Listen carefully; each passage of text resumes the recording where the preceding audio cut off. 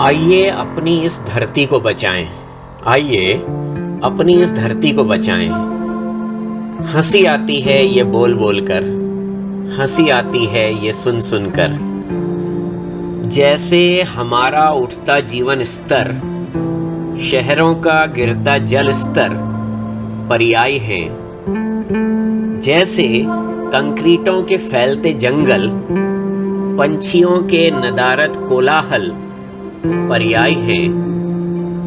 जैसे वाहनों से निकलता अनवरत धुआं, आसमान काली चादर ओढ़ा हुआ पर्याय है। जैसे प्लास्टिक के बढ़ते प्रयोग, नाना प्रकार के फैलते रोग पर्याय है। जैसे नदियों में भरा हुआ कूड़ा करकट, मानव का आता दुर्भाग्य निकट पर्याय है। जैसे एयर कंडीशनरों का प्रयोग मनमाना, ओजोन परत में सुराख हो जाना पर्याय है। उसी तरह आइए हम अपनी धरती को बचाएं। ध्यान से सुनिएगा। आइए हम अपनी धरती को बचाएं, आइए एक चुटकुला सुनाएं, ये भी पर्याय है। जी हाँ, आइए हम अपनी धरती को बचाएं, आइए एक चुटकुला सुनाएं, ये भी पर्याय है।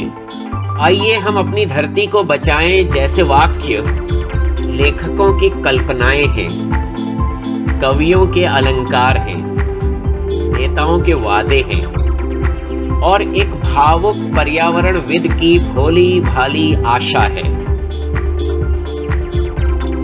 जब हम कहते हैं आइए हम धरती को बचाएं, तो धरती हंसती होगी हमारे भोलेपन पर, या हमारी अज्ञानता पर, और या हमारे अति आत्मविश्वास पर, या हमारे घमंड पर। ये धरती अपने को बचाने में बहुत सक्षम है। ये धरती अपने को बचाने में बहुत सक्षम है। एक हल्की सी हलचल होगी और सब कुछ समाप्त हो जाएगा। जी हाँ, एक हल्की सी हलचल होगी और सब कुछ समाप्त हो जाएगा और एटमी ताकतों से सजी धजी इस महान मानव सभ्यता को भी सिंधु घाटी सभ्यता के साथ पढ़ा जाएगा इतिहास की किताबों में।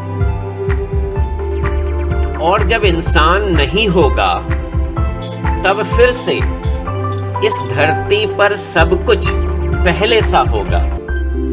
नदियां साफ होंगी, हर तरफ हरे भरे पेड़ होंगे, ओजोन की परत होगी, ग्लेशियरों में बर्फ होगी, चिड़ियाएं चहकेंगी, मोर नाचेगा, नीला आसमान होगा, साफ हवा होगी। बस नहीं होगा ये मानव, ये अहंकारी मानव, ये मूर्ख मानव, ये बेचारा मानव जो चला था इस धरती को बचाने, जो चला था इस धरती को बचाने, जो चला था इस धरती को बचाने।